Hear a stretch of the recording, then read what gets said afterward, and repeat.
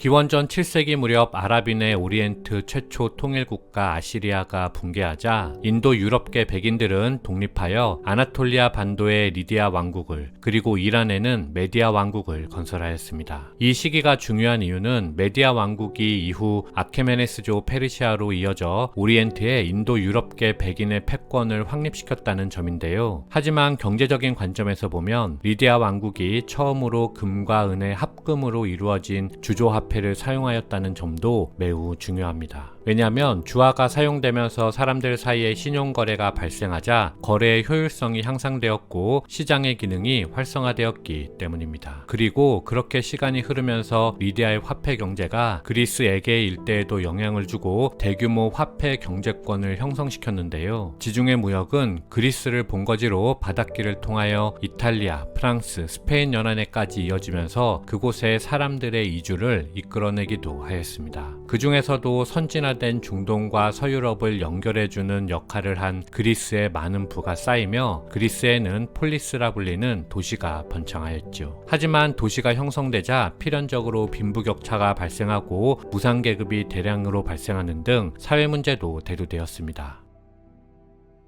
당시는 오리엔트를 통일한 아케메네스 왕조 페르시아가 다리우스 1세 시기를 지나며 전성기를 구가하고 있었는데 그들이 다음 침략 대상으로 삼은 곳이 바로 그리스였습니다. 대제국인 페르시아에 비하여 그리스의 폴리스는 옹기종기 모여있는 촌락 수준의 국가였습니다. 따라서 대부분의 그리스 사람들은 페르시아에 항복할 것을 주장했죠. 하지만 아테네의 테미스토클레스는 페르시아가 지상전이라면 무적이겠지만 그리스와 싸우려면 반드시 지중해 에게를 끼고 해전을 해야만 하는데 해전이라면 그리스에도 승산이 있다고 주장하였습니다. 그리고 그는 자신의 주전론을 관철시키기 위해서 빈곤층을 이용했지요. 즉 그는 빈부격차로 삶의 희망이 없던 빈곤층 사람들에게 전공을 세우면 많은 부를 거머쥘 수 있다고 설득하고 그들에게 노를 젓는 임무를 부여하면서 여론을 형성하였습니다. 이윽고 주전파가 주화파의 수를 넘어서면서 그리스는 드디어 전쟁 준비에 돌입했고 빈민들의 활약 속에 기원전 480년 그리스는 살라미스 해전에서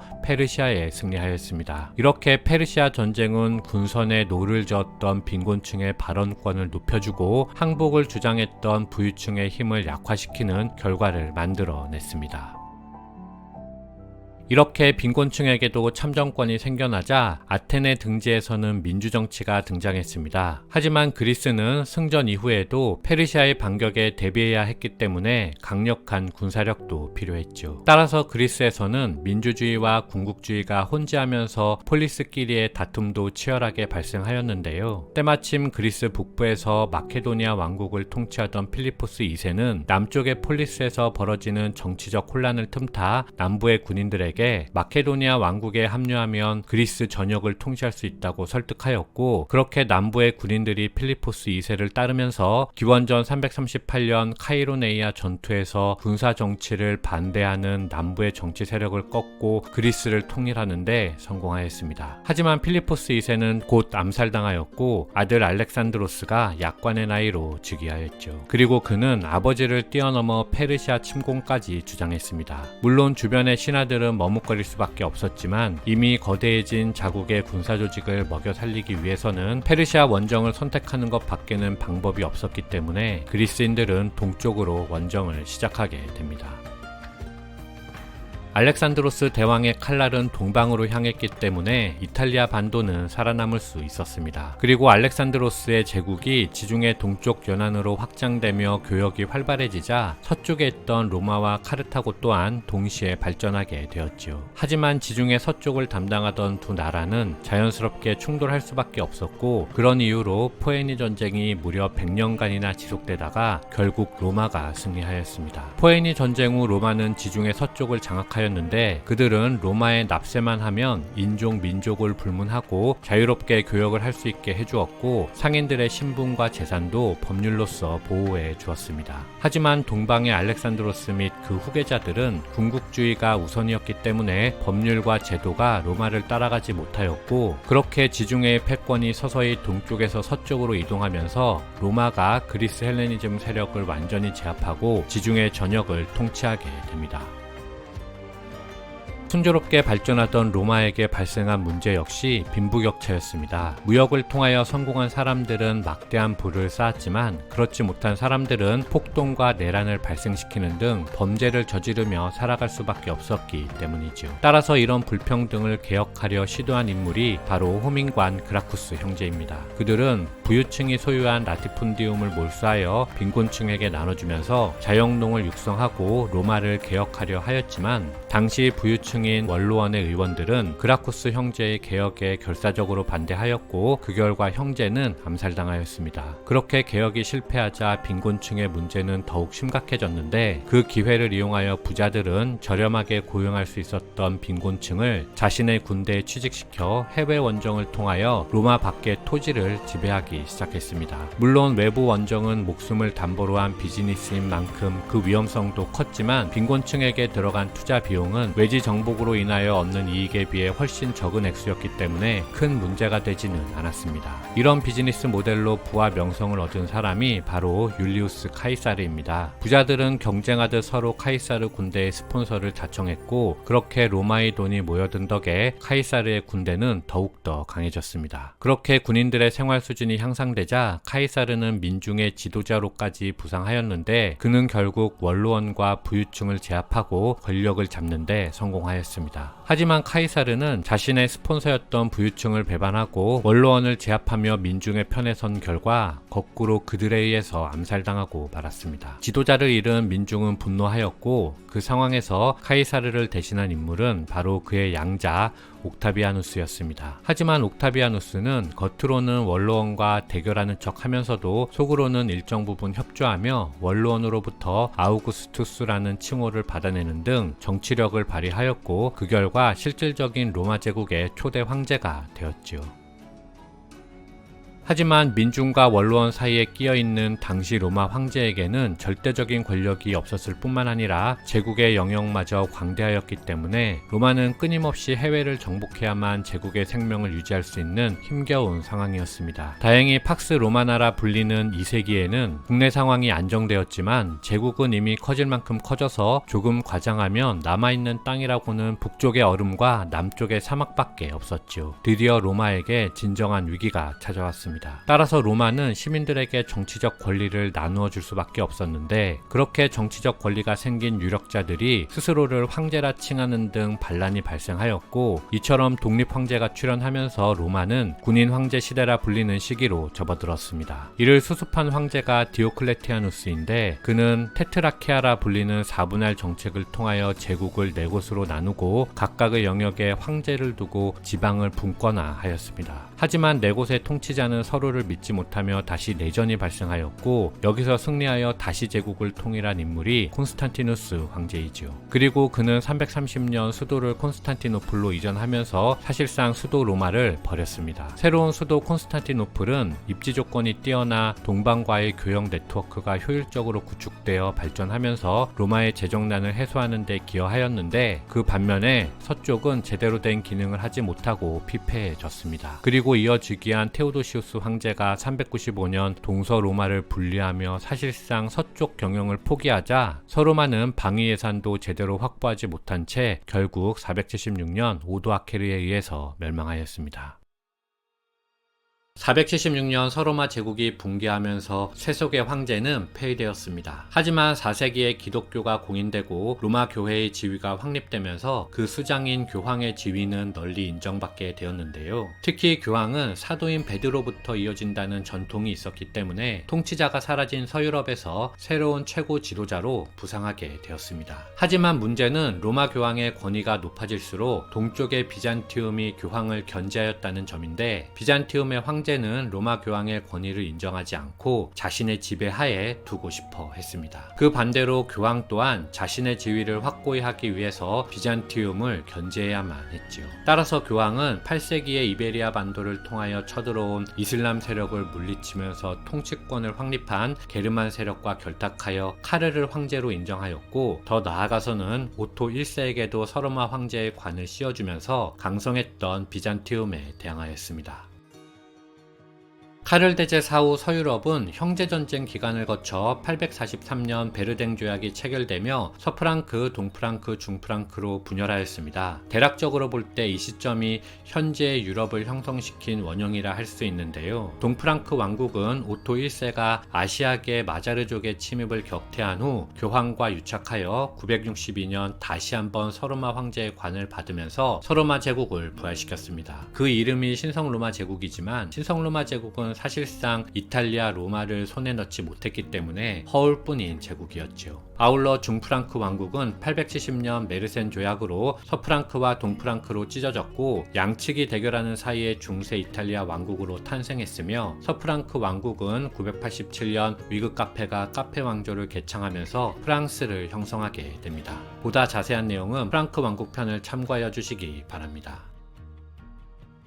한편 동쪽의 비잔티움 제국은 11세기 중앙아시아에서 새롭게 떠오른 셀주크 제국이 쳐들어오면서 쇠퇴하였는데 셀주크 제국의 흥기와 비잔티움의 쇠퇴는 서유럽의 지형도 변화시켰습니다. 비잔티움 제국이 약해진 결과 서유럽은 위협당할 대상이 사라졌고 이것은 교황과 황제가 더 이상 비잔티움에 대항하기 위하여 협력할 필요가 없다는 것을 의미했기 때문입니다. 따라서 교황과 황제는 이때부터 서유럽의 패권을 차지하기 위하여 본격적인 대결에 돌입하는데요. 이 대결에서 승리한 것은 교황이었고 이제 서유럽은 교황이 신성로마 제국의 황제와 영국 프랑스의 왕, 제후 등을 거느리며 강력한 권한을 가지게 되었습니다. 아울러 교황은 십자군을 편성하여 군사권도 장악하였죠. 십자군은 동유럽을 침략한 셀주크 제국을 격퇴하기 위하여 출전하였을 뿐만 아니라 성지인 예루살렘을 방위하는 임무도 지어지면서 서유럽 경제를 부흥시키는 결과를 가져왔습니다. 아울러 교황은 뛰어난 조선술과 항해술을 가지고 있던 노르만인을 지중해로 끌어들이며 교역에 이용하려 하였는데 지중해 진출의 꿈을 가지고 있던 노르만인에게 이것은 절호의 기회였습니다. 따라서 양시칠리아 왕국이 성립하여 노르만인들이 남쪽으로 이동한 결과 베네치아, 제네바 등 이탈리아의 항만 도시는 급성장하며 14세기 르네상스를 준비하는 초석이 되었습니다. 이렇게 십자군을 통하여 유럽의 군사권과 경제권을 장악한 교황의 치세는 13세기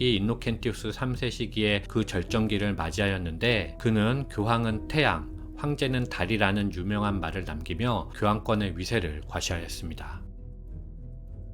한편 십자군 원정은 암흑의 중세 유럽에 희망을 심어주었습니다. 십자군이 원정을 떠날 때 병사들만 갈 수는 없었기 때문에 수많은 물품들이 병사들과 함께 지중해를 왕복하였고 그렇게 레반트 무역이 시작되었기 때문인데요. 이렇게 전쟁 특수를 통하여 유럽은 남북을 관통하며 이어지는 유통 경로가 만들어졌지요. 그 예로 북쪽의 류베크를 중심으로 하는 한자 동맹과 엔트워프 등의 플랜더스 지방은 북해와 발트해를 이용한 북쪽의 주요 경제권 되었고 베네치아가 중심이 된 롬바르디아 동맹은 지중해를 무대로 한 남쪽의 주요 경제권이 되었습니다. 게다가 남과 북의 경제권역이 뉘른베르크, 아우그스부르크 등의 도시를 경유하며 이어지면서 메디치 가문과 같이 유력 제후들을 탄생시키며 르네상스를 맞이하게 되지요.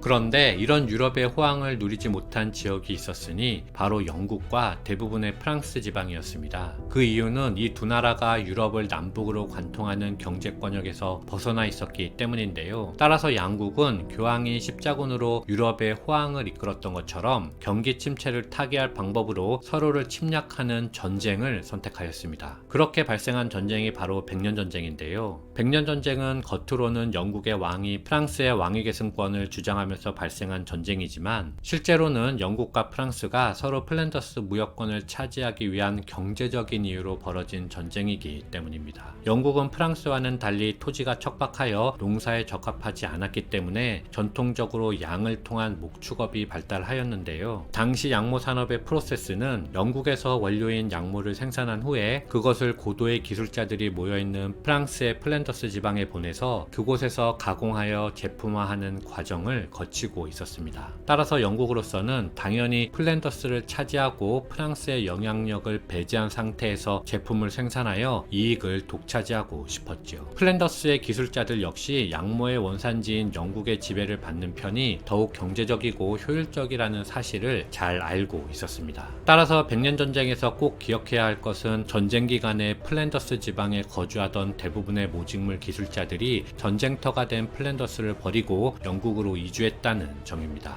전쟁으로 경제활동에 제약이 생기자 약물을 안정적으로 수급하기 위하여 아예 원료의 생산지인 영국으로 이주해버린 것이었죠. 그렇게 백년전쟁 중에 플랜더스의 약무기술과 자본이 영국으로 이주하였고, 어느 정도 이주가 완료되자 영국으로서도 더 이상 플랜더스를 고집할 이유가 사라졌습니다. 결국 1453년 전쟁이 끝나자 영국 모직물 제품의 수출량은 급증하며 영국이 선진 무역국으로 변모하였고, 앤트워프를 비롯한 플랜더스 지방의 도시들은 쇠퇴하였으며 대륙 중개무역의 패권 또한 암스테르담으로 넘어가게 됩니다.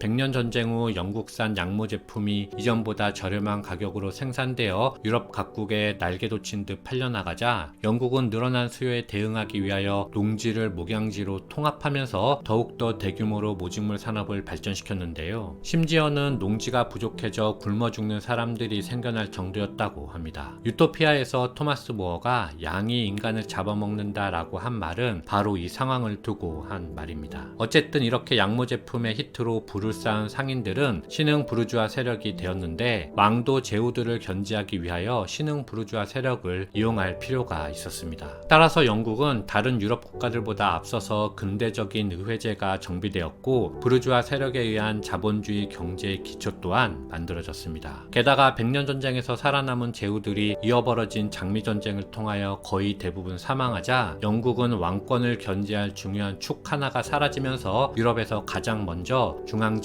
즉 절대왕정의 시기로 들어서게 되지요. 그리고 이것은 영국이 유럽에서 가장 먼저 시민혁명이 일어날 수 있었던 이유가 되었습니다. 하지만 프랑스는 표면적으로는 백년전쟁에서 승리하였기 때문에 변화의 필요성을 인지하지 못한 상태에서 봉건적인 농업경제에 의존하며 영국보다 시민혁명이 100년이나 늦어지게 됩니다. 아울러 독일과 이탈리아도 영국만큼 성장하지는 못했는데요. 비록 독일 아우구스부르크의 푸거 가문이나 이탈리아의 메디치 가문 등 뛰어난 제후 가문들이 배출되긴 하였지만 그들은 어디까지나 귀족이었고 상업의 이익이 대부분 각 영지 봉건 영주에게 환원되었기 때문이었습니다. 그리고 제후들이 축적한 부는 그대로 자신의 군사 조직을 유지하는 데 사용되었고, 각자가 자신의 영지에서 할거하며 중앙 집권을 불가능하게 만들어 독일과 이탈리아는 19세기 후반이 되어서야 통일을 이루게 됩니다. 따라서 독일과 이탈리아는 시민혁명을 통한 민주주의 대신 통일을 위한 민족주의만 있었던 것이고, 그 민족주의가 자국의 뒤처진 경제력과 맞물리면서 제1, 2차 세계대전으로 폭발하게 되는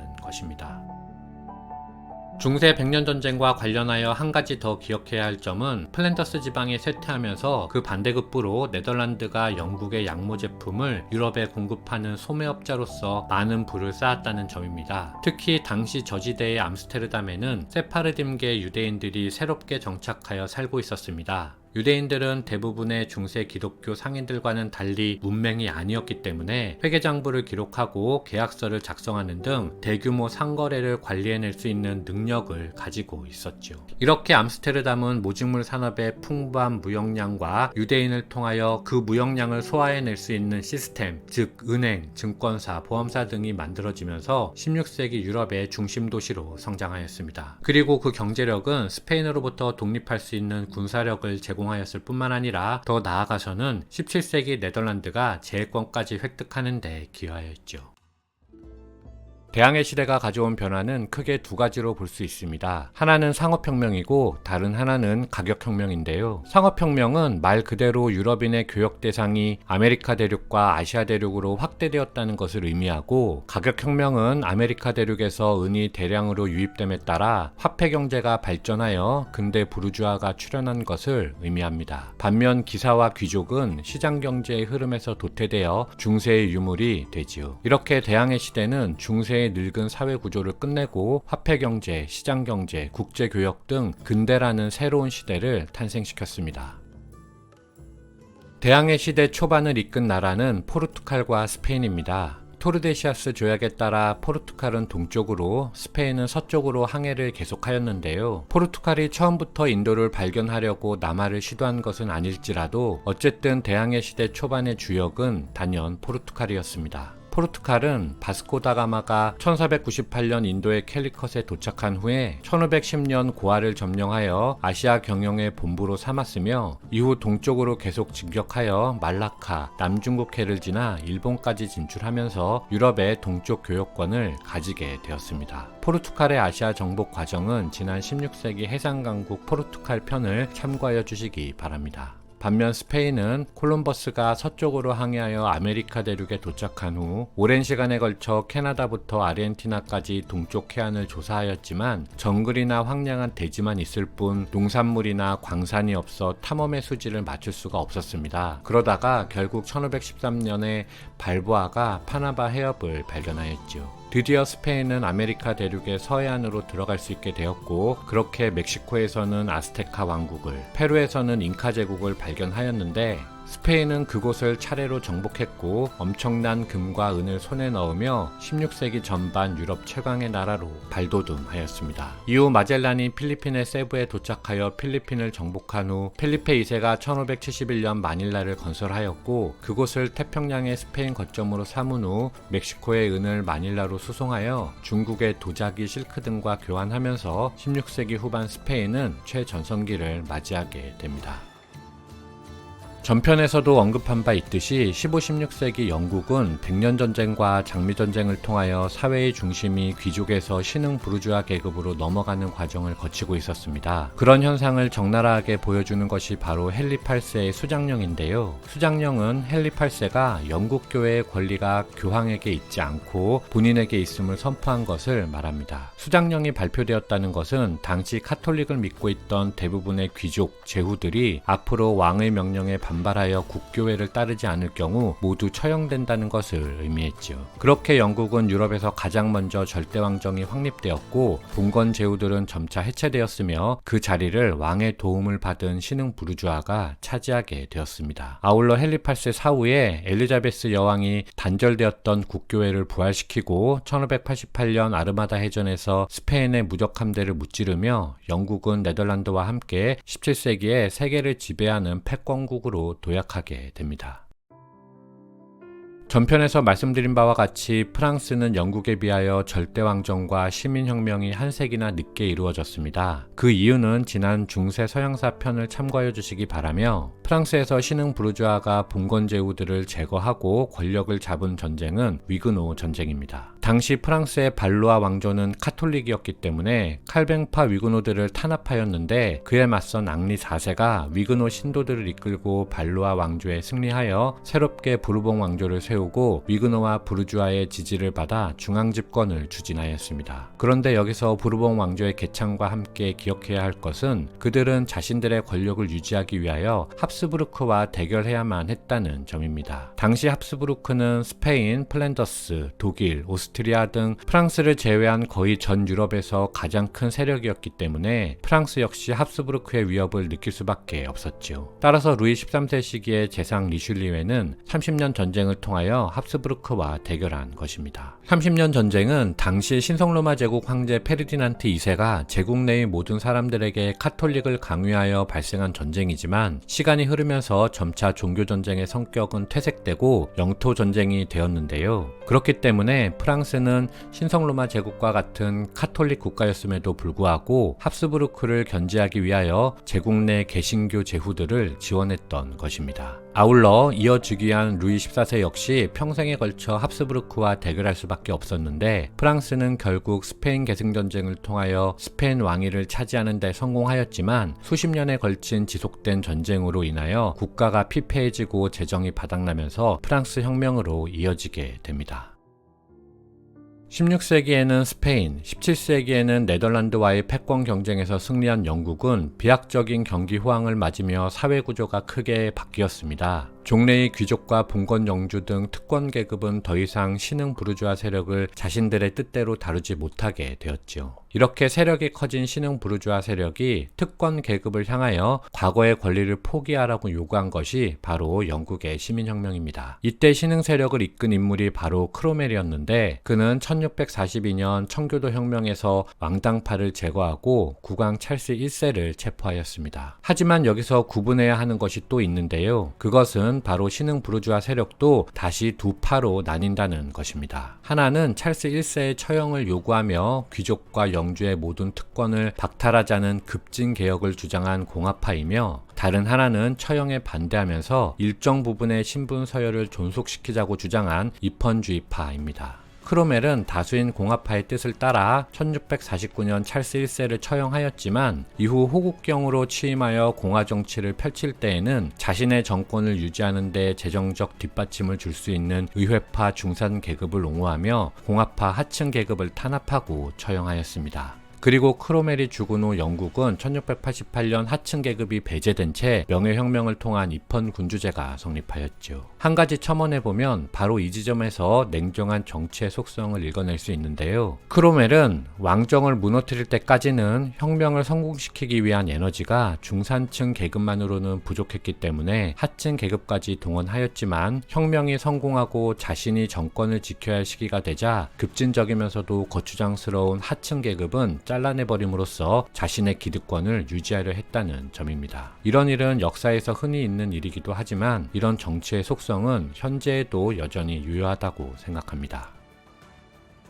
17세기 30년 전쟁으로 합스부르크가 독일 지역에 대한 권위를 상실하면서 합스부르크는 자신의 본거지인 오스트리아로 후퇴하였고, 이를 대신하여 북쪽의 호헨촐레른과 프로이센이 등장하였습니다. 프로이센은 독일 동북부의 발트해 교역권에서 불을 쌓은 가문인데, 특히 프랑스의 루이 14세가 1685년에 개신교도의 자유를 허가한 낭트 칙령을 폐지해버렸을 때 갈 곳이 없었던 프랑스의 개신교도들을 프로이센이 받아들이며 그들로부터 선진 자본과 기술을 배워 부르주아를 생산해 나갔습니다. 이렇게 독일 북부에는 프로이센, 남부에는 오스트리아가 대립하면서 18세기 오스트리아 왕위계승 전쟁, 7년 전쟁으로 이어졌으며 19세기에는 통일 전쟁으로까지 이어지면서 양측은 첨예하게 대립하였습니다. 이 남북의 거대 세력이 독일 지역의 통일을 어렵게 만들면서 독일은 영국이나 프랑스에 비해 산업혁명이나 제국주의가 늦어지게 되었고, 독일이 통일을 달성한 후 열심히 뒤처진 공업 생산력 등 경제력을 따라잡아 식민지를 확장하려 했을 때에는 이미 영국과 프랑스가 주요 식민지 점령을 끝낸 상황이었기 때문에 그들에게 식민지의 재편성을 요구한 것이 바로 제1차 세계대전이라 할 수 있죠.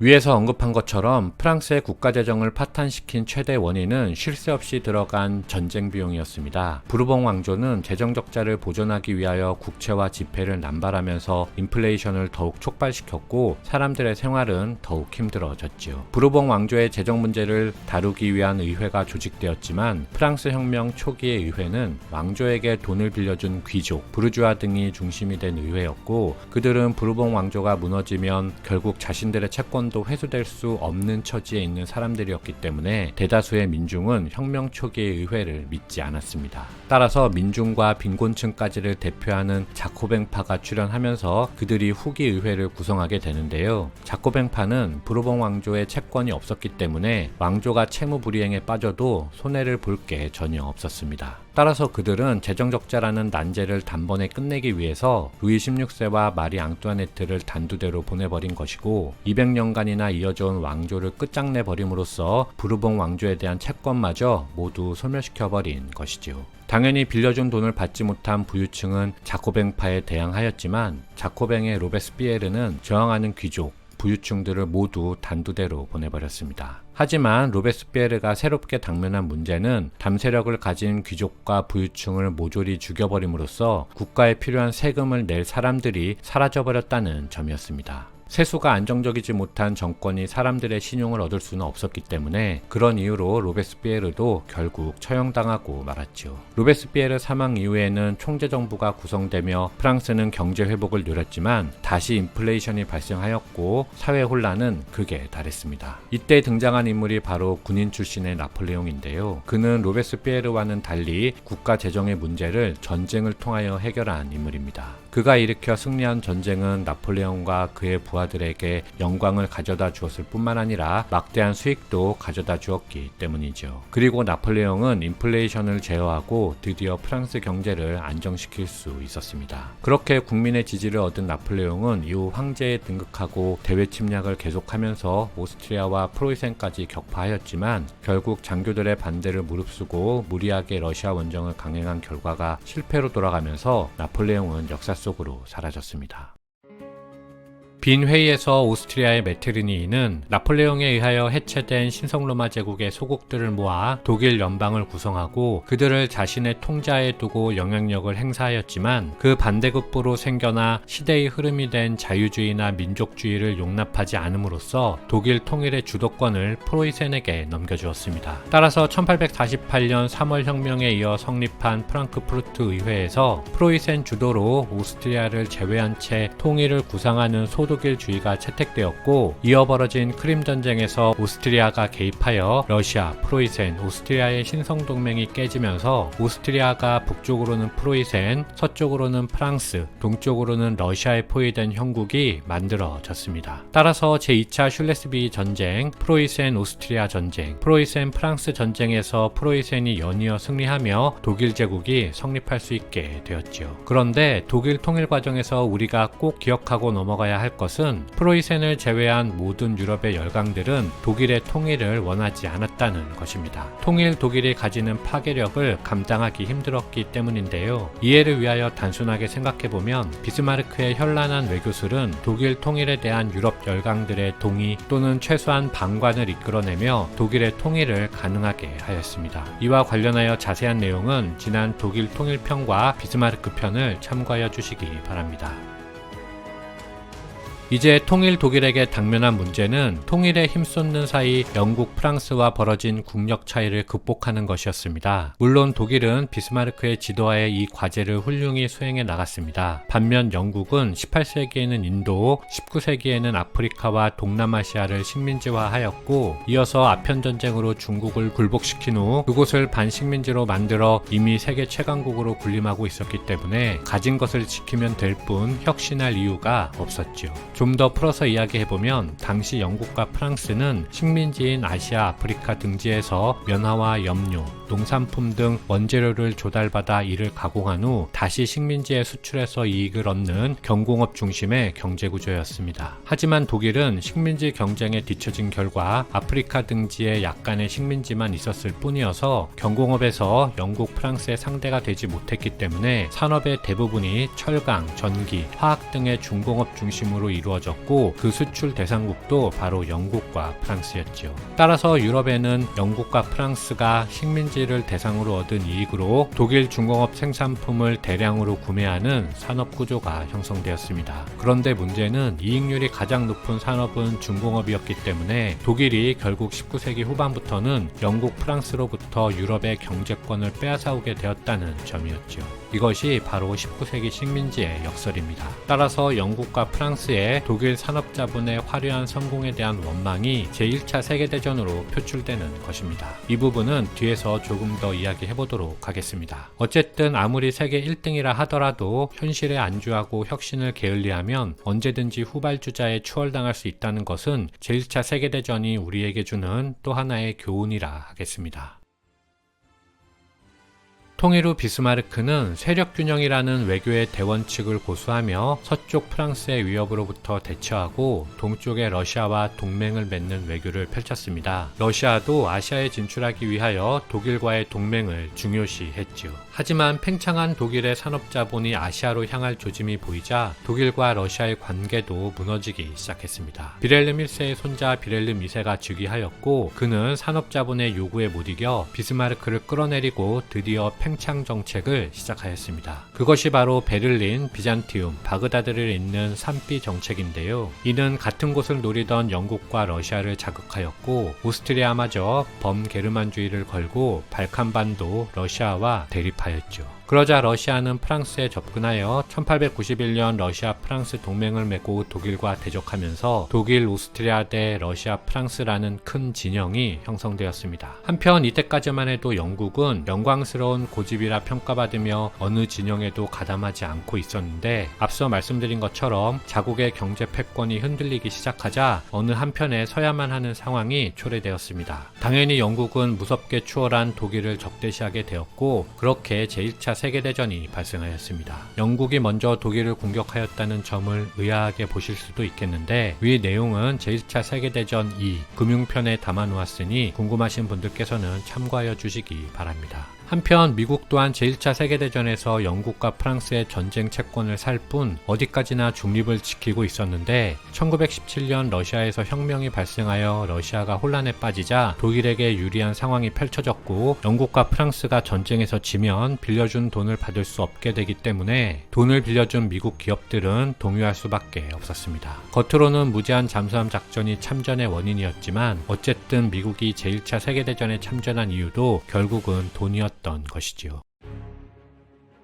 제1차 세계대전이 끝나고 승전국의 정상들은 가장 큰 피해를 본 프랑스에 모여 패전국 처리를 논의하였습니다. 그 결과 엄청난 배상금이 독일에게 부과되었는데요. 배상 금액이 당시 독일 국가 예산의 약 100년분 이상이라 하여 현실적으로 독일이 감당할 수 없는 금액이라는 것은 모두가 알고 있었습니다. 따라서 영국의 케인즈는 독일의 구매력을 회복시켜야 영국 경제도 다시 일으킬 수 있고, 그것이 배상금을 받는 것보다 훨씬 중요함을 강조하였는데, 그렇게 영국은 독일에 대한 전쟁 배상금 포기를 선언하였고, 이에 독일은 한 발 더 나아가 모든 나라에게 배상금 무기한 연기를 요구하기도 하였죠. 미국의 입장에서도 독일에 달러 자본을 투입한다는 것은 독일 경제를 미국의 자본하에 둘 수 있다는 것을 의미했을 뿐만 아니라, 독일에게 빌려준 돈으로 독일의 산업이 재건되어 그들이 영국과 프랑스의 전쟁 배상금을 갚으면 영국과 프랑스는 그 돈을 받아 다시 미국에게 전쟁 비용을 갚을 것이기 때문에 독일의 경제 회복을 마다할 이유가 없었습니다. 그것이 바로 미국이 도스안 등을 통하여 독일에 대한 제재를 완화하고 지원한 이유였지요.